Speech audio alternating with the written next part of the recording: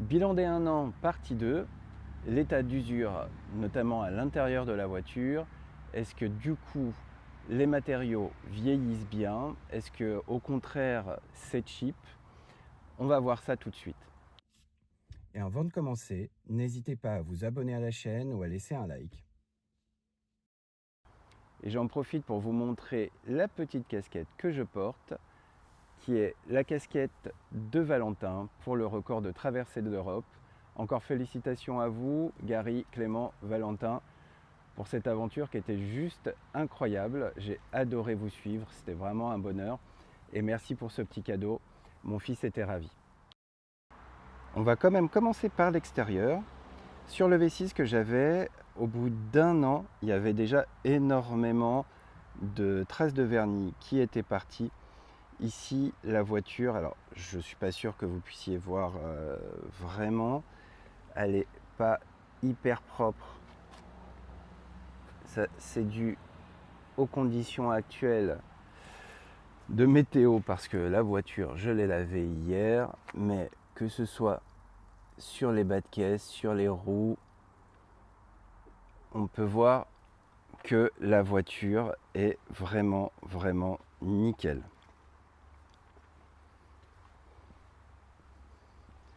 À l'arrière, c'est pareil. Pas de griffe, pas de vernis qui est parti. Je trouve que la peinture est vraiment de très bonne qualité.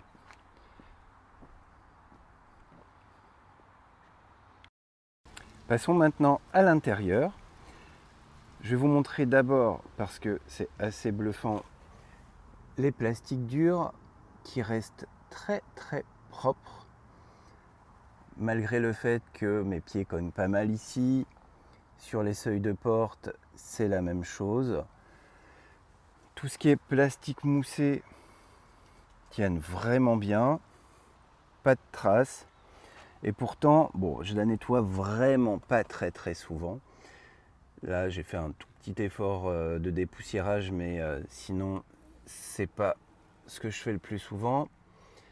J'ai éteint l'écran pour que vous puissiez voir qu'il n'y a absolument aucune rayure dessus. Et donc, même sur la partie ici du seuil de porte où est mon fils, il grimpe en passant par là, donc il met toujours ses pieds à la fois sur le seuil de porte carrosserie, le seuil de porte plastique. En dehors de saleté, poussière, ça reste très qualitatif. Pas vraiment de rayures, c'est uniquement de la saleté.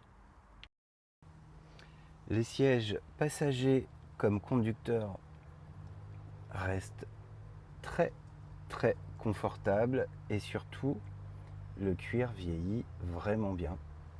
Enfin, le faux cuir, puisque dans cette version là c'est du faux cuir. On peut voir que même si en ce moment du coup ma compagne est quasiment toujours assise derrière, parce qu'à l'avant on a le cosy, ça vieillit très bien. Concrètement, on peut dire que ce G6, malgré un positionnement tarifaire plutôt bas par rapport à ses spécificités techniques et son niveau d'équipement, ne fait pas l'impasse sur la qualité des matériaux et ça se ressent 1 an après, rien n'a bougé. Petit point sur le SAV Xpeng. De mon expérience, j'avais quasiment dès la livraison une trappe de charge qui était très capricieuse. Un truc complètement bizarre, elle s'ouvrait avec aucun problème. Par contre, il fallait appuyer 3 fois pour qu'elle se referme. Chaque fois qu'on voulait la refermer, elle se rouvrait un peu, puis se rouvrait un peu, et c'est seulement la 3e fois où elle se fermait. Visiblement, c'était un problème du moteur. Visite chez Xpeng, diagnostic. Quelques jours après, les pièces étaient là, le rendez-vous pris pour le changement de la pièce. J'ai eu un véhicule pour la journée, j'ai récupéré ma voiture le soir, plus aucun problème. Petit point sur les X-Combo, parce que j'ai oublié de vous les incruster lors de la dernière vidéo, donc je le fais maintenant.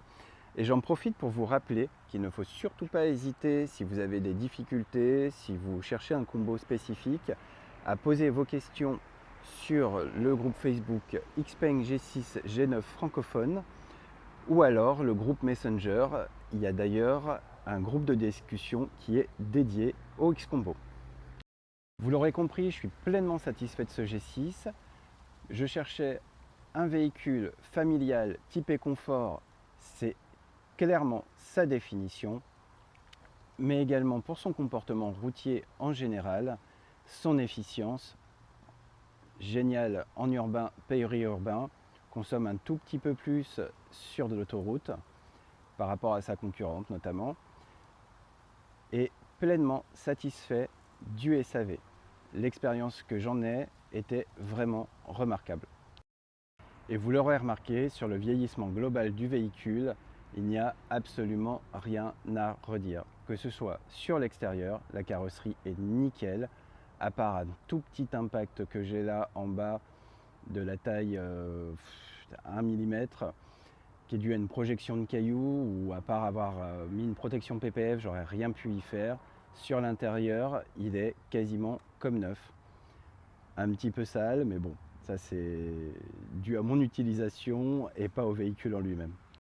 Je vais me répéter, mais allez l'essayer. Faites-vous un avis, que ce soit sur ce modèle 2024 ou sur le nouveau modèle 2025. Encore un peu mieux fini, une charge encore plus rapide, quelques options supplémentaires qui sont vraiment sympathiques, les sièges massants, le rétro-caméra. Vous ne serez pas déçus et le seul risque que vous prenez, c'est de vouloir la commander.